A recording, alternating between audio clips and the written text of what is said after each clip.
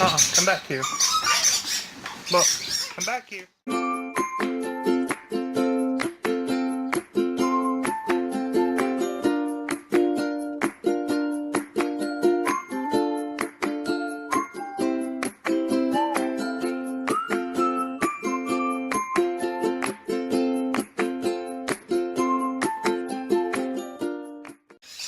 Hey friends, this is Robert at Daybird Aviaries.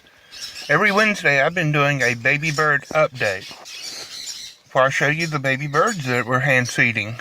I get some awesome questions and I try to answer each one. Last week I got some questions from a friend, Jackie Walden. Jackie wanted to know about the temperature of the hand feeding formula and about sauerkraut. It is important that you feed warm formula. You don't want it to be cold. Anywhere between 90 and 100 degrees will work just fine without problems. Now we keep everything really clean. We use this Thieves Cleaner from Young Living. It is all natural. There are no toxic chemicals at all added in there. And it's super concentrated. Just a drop or two will do. And we clean all of their hand feeding equipment. These syringes, they are disposable. We throw them away every couple of days and get a new one, but we soak them in between use in a diluted Thieves Cleaner solution. And that helps to keep everything it just keeps everything super duper clean. Now here's this beautiful yellow-sided green cheek conure that we're hand feeding.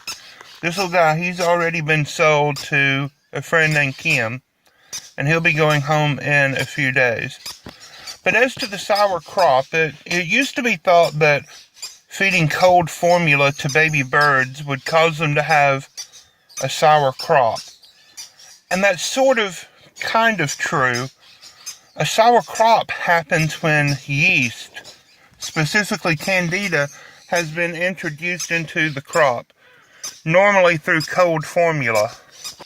And it's this yeast, candida, that is what causes sauerkraut. So by keeping everything clean, you eliminate that problem. Now this little dilute green cheek, you can see he's kind of naked. His parents are not the best of parents, and they kind of took off most of his feathers, just over-preened him. And so, of course, we have him inside, and he's doing great now. All those little feathers, they're going to grow back real quick. That won't be a problem for him. But look at those beautiful colors. Just look how sweet he is. The little Quaker parrot and the cockatiel, they're doing just absolutely great also. We rarely have any kind of problems. Now, if y'all ever have any questions, then leave me a comment down below. Ask me a question. I try my very best to answer every single question. Now, if you have a medical emergency, then you need to contact a veterinarian immediately. I am not a veterinarian. I do not give veterinarian type advice. However, I can help you sometimes stabilize a bird while you are on your way to a veterinarian. But if you have a serious issue, then get to a vet quickly. If you have just husbandry issues, concerns, then I can probably help you with that. So leave me comments down below. Use the hashtag AskDaybird. And that way I'll be able to find your question and I'll be able to get you an answer as quickly as possible. I have kept exotic birds for more than 30 years, and I've worked in pet store situations for close to 20 years, so I'm fairly experienced with most things, and on top of all of that, I do have a degree in biology, and I help to teach biology in a homeschool setting, and so I am kind of qualified to answer a lot of questions. But back to the sauerkraut issue, the question that Jackie Walden asked. That is something that can easily be avoided just by keeping everything clean. Washing your hands before handling baby birds. The candida that infects the crop and causes the crop to become infected and to not digest the food is the same candida yeast that people get that cause yeast infections in various parts of your body. So keep everything really clean. Again, we use the Young Living products, and we really like the Thieves Cleaner, but any good hand soap will help do that.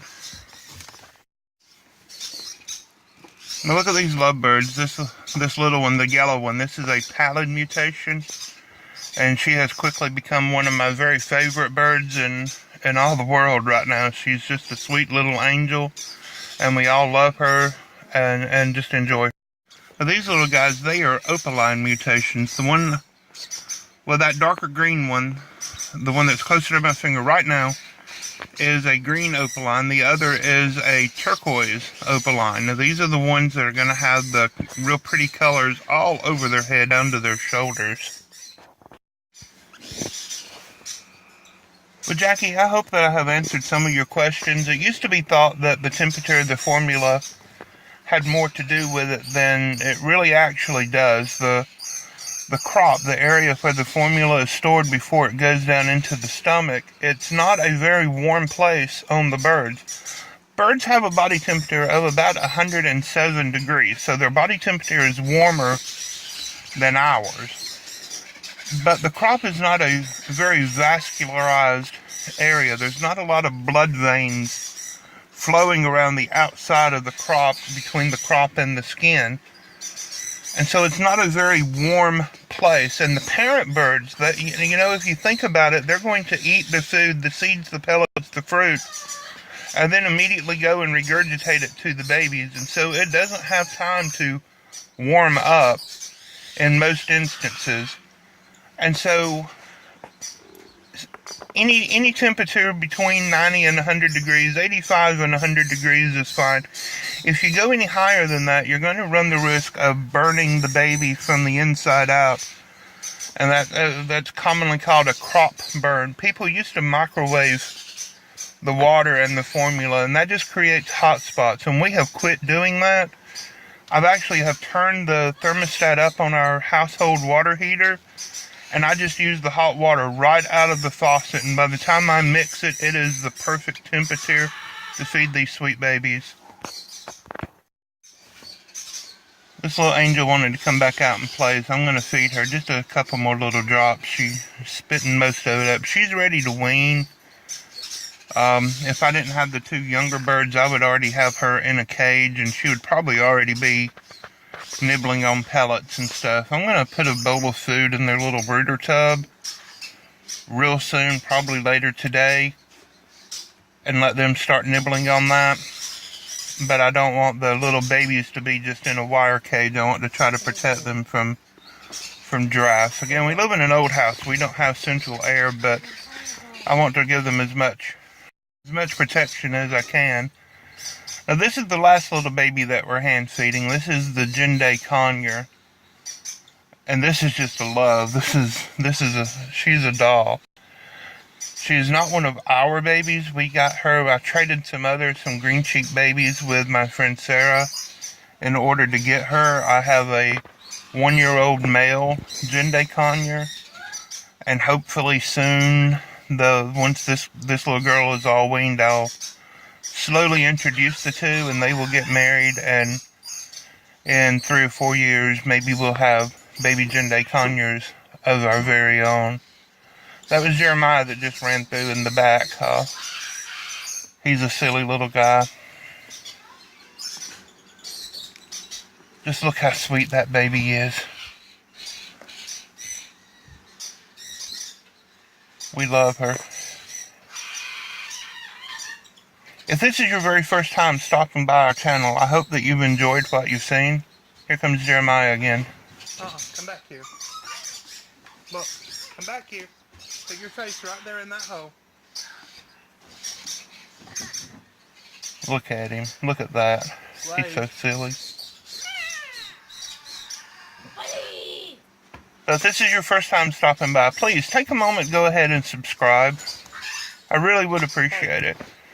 And share our videos somewhere. Share with a friend. Share with the sweet lady that lives down the road. Share with your veterinarian, with the folks at your pet store.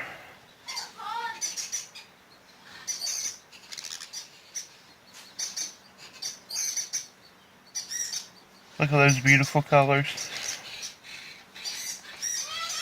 Well, guys, we're going to wrap this up. Uh-oh, she's pooed. You know, sometimes that happens, doesn't it? Y'all give us a big old thumbs up. Leave us some comments down below. God bless you. Bye-bye.